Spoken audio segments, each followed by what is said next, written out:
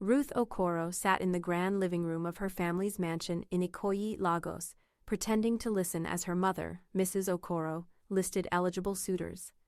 Every week it was the same ordeal. Names of wealthy young men, each one more suitable than the last.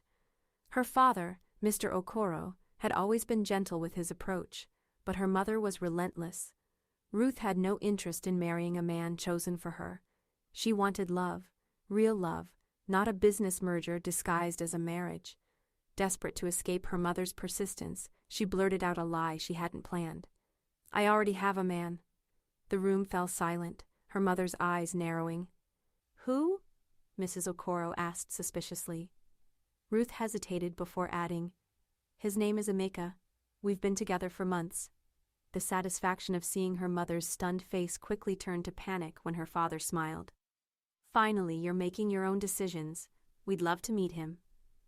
Ruth had just created a problem bigger than she had anticipated. That night, pacing in her luxurious bedroom, Ruth realized she had no choice but to find a man to play the part. She couldn't admit to lying now. It would only make her mother's matchmaking efforts even worse. She needed someone convincing, someone who wouldn't betray her secret. But where would she find a willing participant on such short notice? The next morning, as she drove through the busy streets of Lagos, an idea struck her. At a street corner, a tall, ruggedly handsome young man sat by the roadside, reading a tattered book. He wasn't like the other beggars. There was something refined about him. Maybe, just maybe, he was the answer to her problem. Ruth pulled her sleek black Range Rover to a stop beside the young man, who looked up in surprise. He was different from what she had expected. His posture was upright, and his eyes held intelligence and dignity. "Excuse me," she called out. He hesitated before standing, brushing off his worn-out jeans. "Yes, madam?" His voice was deep, controlled, and polite. She took a deep breath. "I need your help. What's your name?" He raised a brow but answered, "Ameka." Ruth's heart pounded. That was a good sign. "I have a proposition for you," she continued, ignoring his skeptical look. "I need someone to pretend to be my fiancé for a short while. I'll pay you, of course." Ameka studied her for a moment before letting out a short laugh. "You want a street beggar to play the role of a billionaire's fiancé? That's bold." Ruth crossed her arms, refusing to back down. "You're not just any beggar, are you? You look educated. Why are you on the streets?" Ameka's expression darkened. "Life happened," he said vaguely. "I had a dream, but Lagos isn't kind to dreamers." Ruth saw the hesitation in his eyes and pressed forward. "Let me clean you up, buy you new clothes, and in return, you just have to show up, act the part, and leave when it's over." After a long silence, Ameka nodded slowly. "Fine, but on one condition: I don't lie about who I am. If they ask, I tell them my truth." Ruth exhaled in relief. Deal. She had no idea that this deal would change both their lives forever. Ruth took Ameka to one of Lagos's most exclusive boutiques, where the attendants looked at him with open curiosity. She instructed them to bring out the best suits, watches, and shoes.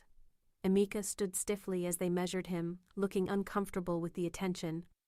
"Relax," Ruth said, smirking. "You're about to become the man every Lagos woman wants." Ameka scoffed, but didn't argue. When he stepped out in a tailored navy blue suit, Ruth was momentarily speechless. The transformation was unbelievable. Gone was the man in tattered clothes. In his place stood someone who looked like he belonged in the Okoro family's world. He adjusted the cuffs and gave her a small, teasing smile. "I clean up well, don't I?" Ruth rolled her eyes but couldn't help smiling. "You'll do." After shopping, she took him to a high-end salon for a haircut and grooming. By the time they were done, Ameka barely recognized himself. "This is too much," he muttered as he glanced at the mirror. Ruth folded her arms. "No, this is just right." As they drove back to her mansion, Ruth gave Ameka a crash course on her family, their habits, and expectations. "Just be confident, polite, and charming," she instructed. Ameka smirked. "Charming? That I can do." Ruth didn't know whether to be amused or worried. That night, as she lay in bed, she wondered if she had made a mistake. But there was no turning back now. Tomorrow, she would introduce Ameka to her parents, and everything had to go perfectly. The Okoro family dining room was extravagant, with a long mahogany table adorned with golden cutlery and expensive china. Ruth sat beside Ameka, who looked calm and composed. Her mother examined him with a skeptical gaze, while her father smiled, appearing intrigued. "So, Ameka," Mr. Okoro began, "tell us about yourself." Ameka straightened his posture. "I was born in Lagos, but life took unexpected turns. I'm educated, but circumstances led me to where I was before Ruth found me." He didn't give unnecessary details, and his humility seemed to impress Mr. Okoro. "A man who understands struggle and perseverance," he nodded approvingly. Mrs. Okoro, however, wasn't convinced. "And what exactly do you do now?" Ruth jumped in. "He's working on something big. He just needed time." Ameka didn't flinch under Mrs. Okoro's sharp gaze. "I believe in working hard to change my fate, ma'am." His honesty seemed to take her aback. Mr. Okoro chuckled. "I like him." Then something unexpected happened. Mr. Okoro's eyes widened slightly as he stared at Ameka. "What did you say your full name was?" Ameka hesitated. "Emeka Chukwu." The room fell silent. Mr. Okoro's face darkened with emotion. "Chukwu, you are Chinedu Chukwu's son?" Ameka frowned. "You knew my father?" Mr. Okoro sighed deeply. "Chinedu was my best friend, my brother in everything but blood. I searched for his family for years after he passed." Ruth and Ameka exchanged shocked glances. What had started as a mere charade had suddenly turned into something much more profound. And in that moment, Ruth realized that fate had a way of playing its own tricks. Mr. Okoro's eyes softened with nostalgia as he recounted tales of his friendship with Chinedu Chukwu. He had been his confidant, his business partner in their early years, before life took them down different paths. "Chinedu was a brilliant man, full of dreams," he said, his voice thick with emotion. "I always wondered what happened to his family." Ameka sat still, absorbing the revelation. His father had spoken very little about his past, and now, pieces of a puzzle he never knew existed were coming together. Ruth, sensing his inner turmoil, reached for his hand under the table and squeezed it lightly. He glanced at her, surprised by the gesture, but he didn't pull away. Mr. Okoro leaned forward, his eyes never leaving Ameka's face. "Your father and I had dreams of building something great together," he said. "He was the most loyal friend I ever had. Losing him was one of my greatest regrets." Ameka swallowed hard. He had grown up with very little, never knowing that his father had once been connected to such wealth and power. "I don't know much about my father's past," he admitted. "My mother struggled to keep us afloat after he died." Mr. Okoro nodded solemnly. "It's time to change that. You deserve a chance to rebuild your life, just as your father helped me build mine." He turned to Ruth, his expression warm. "You chose well, my daughter." Ruth forced a smile, aware of the irony. This had all started as a lie, but now it was turning into something real. Later that night, Ruth found Ameka on the balcony, staring at the Lagos skyline. "How are you feeling?" she asked gently. He turned to her, his expression unreadable. "Overwhelmed, but grateful." A silence stretched between them before Ameka finally spoke again. "I want to see where this takes me. Not just with your father's offer, but with you." Over the next few days, Mr. Okoro wasted no time integrating Ameka into his business world. He introduced him to key associates, arranged etiquette training, and even provided him with temporary office space in his company. Ameka took it all in stride, surprising everyone with his intelligence and quick adaptability. Ruth found herself watching him more closely, intrigued by the man she had initially dismissed as just another street beggar. He exuded confidence, but there was also a vulnerability beneath his charm.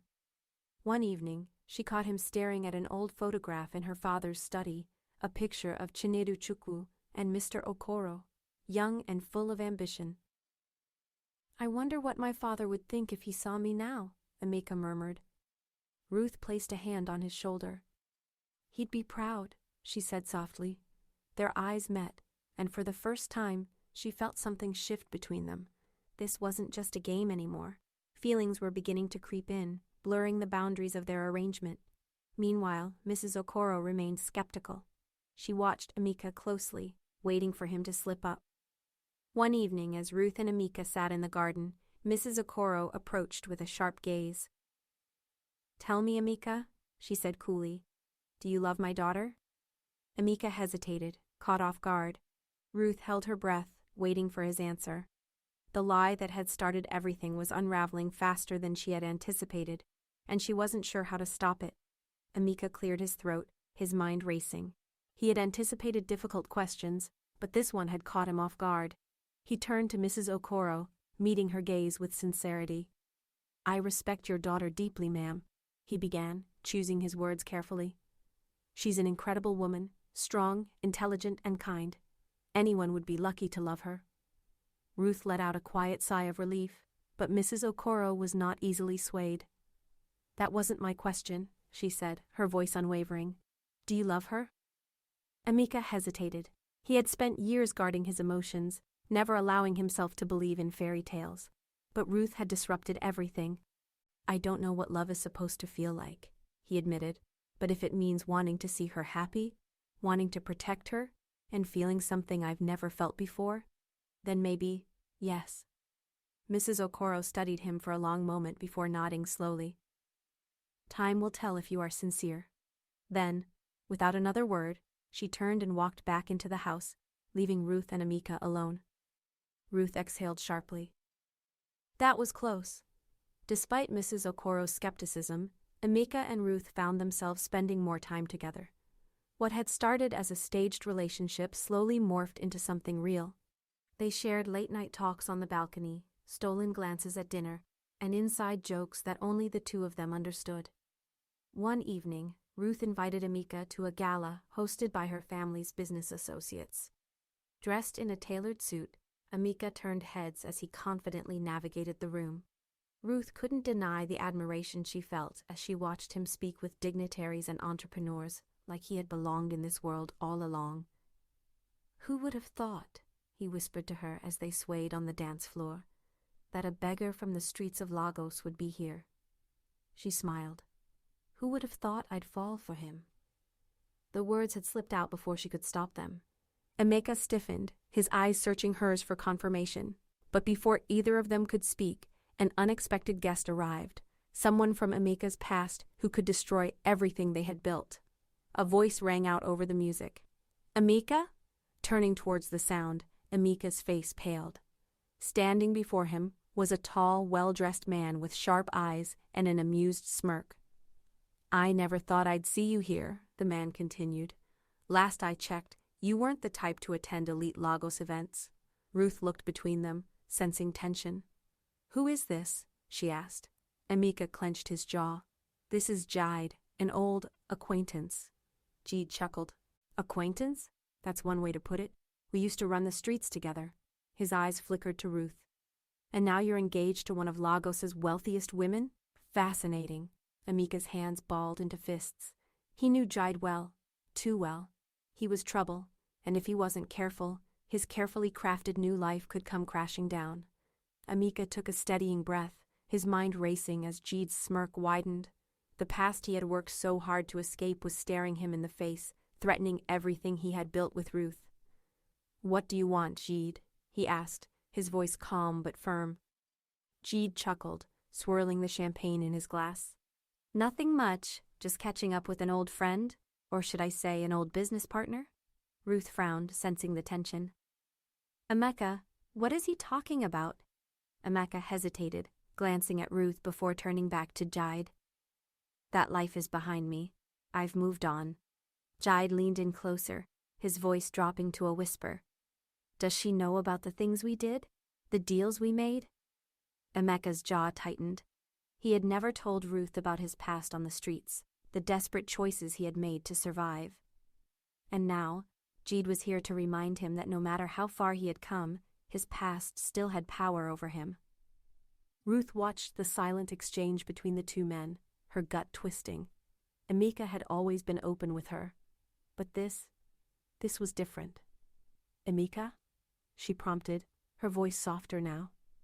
Ameka sighed, running a hand over his face. Ruth, I wasn't always the man you know now. Before you found me, I was struggling to survive. Jeed and we made choices I'm not proud of. Jeed grinned. Oh, don't be so modest. We were quite the duo, weren't we? Quick hands, quick deals. And now look at you, playing house with a billionaire's daughter. Ruth's heart pounded. She had expected Ameka to have a difficult past, but the way Jeed spoke made her uneasy. Is there something I should know? She asked, meeting Ameka's gaze. He hesitated, and that hesitation alone made her heart sink. Whatever he had done, it was enough to make him afraid of losing everything. The drive home was silent. Ruth stared out the window, her mind spinning. Ameka sat beside her, his hands clasped together. He could feel the distance growing between them, and it terrified him. Ruth, say something, he finally said. She turned to him, her expression unreadable. I need to know the truth, Ameka. Everything. If we're going to be together, I can't have secrets between us. He took a deep breath.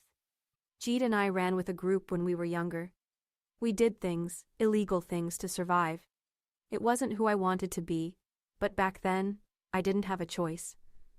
Ruth's hands tightened into fists. And now? Does Jeed still have a hold on you? Ameka shook his head firmly. No, I left that life behind the moment you gave me a second chance. But Jeed, he doesn't believe people can change. Ruth studied him for a long moment before nodding slowly. Then we'll have to prove him wrong, together. Just as Ameka began to hope that Jeed's presence was a minor inconvenience, a cryptic text message arrived on his phone the next morning. You can't run forever. Ameka's stomach churned. He knew what Jeed was capable of. The man never let go of an opportunity, especially one that could be used for leverage. Later that evening, Ruth found Ameka standing by the window, staring at his phone. What is it? She asked, stepping beside him. He hesitated before showing her the message. Ruth's expression hardened. He's threatening you. Ameka nodded. Jeed doesn't make idle threats. Ruth took his hand in hers. Then we fight back. We're not letting him ruin what we have. A fierce determination filled Ameka's chest. He had spent his whole life running from his past. Maybe it was time to stop running and finally face it head on. Determined not to let Jeed control his life, Ameka took the first step in confronting his past. He arranged to meet Jeed at a secluded lounge in Victoria Island, away from prying eyes. Ruth insisted on coming along, unwilling to let him face the danger alone. As they sat at the dimly lit booth, Jeed sauntered in, exuding the same smug confidence he always had. Ameka, Jeed drawled, sliding into the seat across from them. His eyes flickered to Ruth. Ah, the lady of the hour, quite the power couple you two make. Ameka didn't waste time. What do you want, Jeed? Jeed leaned back with an easy smirk. It's simple. You owe me, and I'm here to collect. You've been given a golden ticket into the world of the rich, and I think it's only fair I get my share. Jeed's words sent a chill through Ruth's spine. You can't be serious, she said, her voice steady. You expect Ameka to pay for a life he left behind? Jeed laughed. Oh, I don't expect, I demand. Either he helps me, or I make sure the Okoros know every single detail about his past, and trust me, not all of it is pleasant. Ameka clenched his fists. He had come too far to let Jeed drag him back down. You can't blackmail me, he said, his voice low and steady. You have no proof. Jeed's smirk widened as he pulled out his phone, scrolling through messages. Are you sure about that? He turned the screen toward them, displaying a series of old photos, evidence of past dealings Ameka had long buried. Ruth grabbed Ameka's hand under the table, offering silent support. This battle was far from over. Back at the Okoro estate, Ruth and Ameka sat in silence, processing the situation. Ruth was the first to speak. We can't give in to his demands, Ameka. Ameka exhaled deeply, running a hand through his hair. If those photos get out, it'll ruin everything. Not just for me, but for your family too. Ruth shook her head. Then we fight back. We find a way to turn the tables on Jeed. Ameka looked at her, admiration growing in his eyes. You're willing to risk everything for me? Ruth smiled faintly.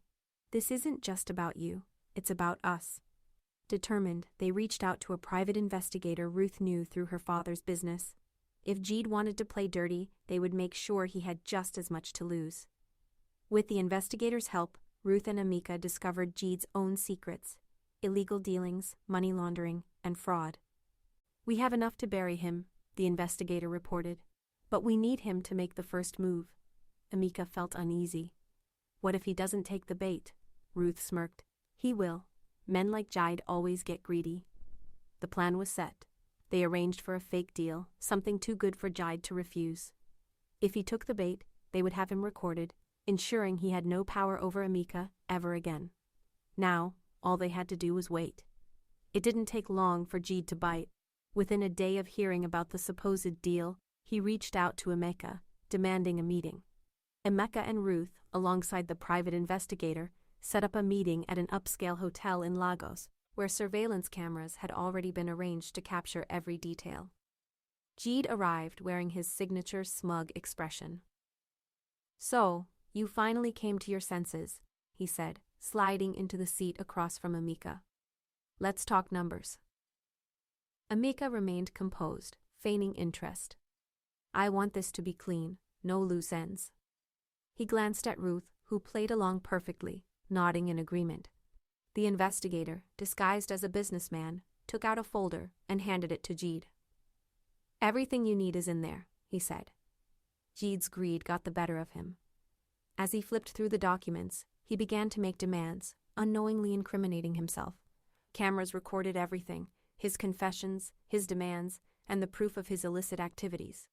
Ameka exchanged a discreet glance with Ruth, knowing they finally had the upper hand. With the evidence secured, Ruth and Ameka wasted no time. The investigator compiled the recordings and forwarded them to trusted authorities. Jeed, oblivious to his impending downfall, continued boasting about his schemes. But the moment he walked out of the hotel, police officers were waiting. "Jeed Okafor, you're under arrest for multiple counts of fraud, blackmail, and extortion," the lead officer declared. Jeed's eyes widened in shock, his bravado vanishing. "What? This is a mistake!" he protested as he was cuffed. Ameka and Ruth watched from a distance.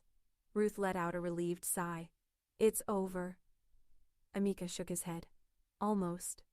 He knew that the damage Jeed had done wouldn't disappear overnight, but at least now they could move forward without the weight of his threats hanging over them. With Jeed out of the picture, Ameka focused on rebuilding his life. Mr. Okoro, now fully aware of his past, surprised him by extending a business opportunity instead of judgment. "Everyone deserves a second chance," he said. "Your father gave me mine. It's time I return the favor." Ruth stood proudly by Ameka's side as he officially became part of the Okoro business empire. With her guidance and Mr. Okoro's mentorship, Ameka thrived in the corporate world. No longer the man society dismissed, he had carved a new path for himself. One evening, as they stood on the balcony overlooking Lagos, Ameka turned to Ruth. "You changed my life," he said softly. She smiled, taking his hand in hers. "We changed each other."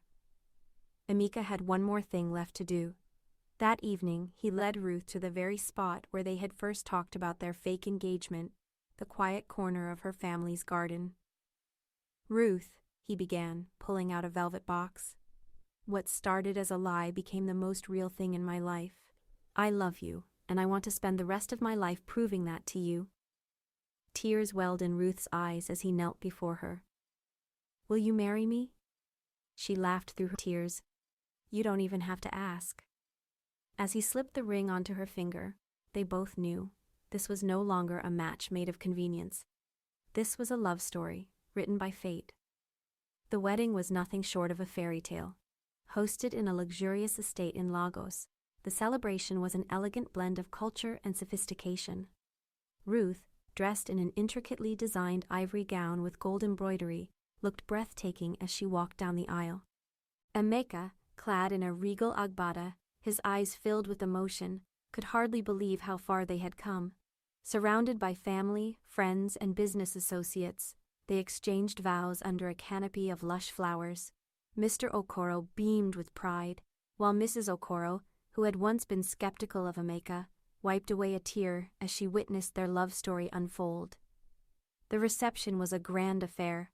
Traditional dancers entertained the guests, and an endless flow of food and drinks ensured everyone celebrated in high spirits. When it was time for their first dance, Ameka pulled Ruth close, whispering, "I'll love you forever." Months later, their joy doubled with the arrival of their son Chinedu, named after Ameka's late father. Holding their baby boy in her arms, Ruth knew she had made the right decision. Love, fate, and a leap of faith had led her to the most beautiful chapter of her life. End of story.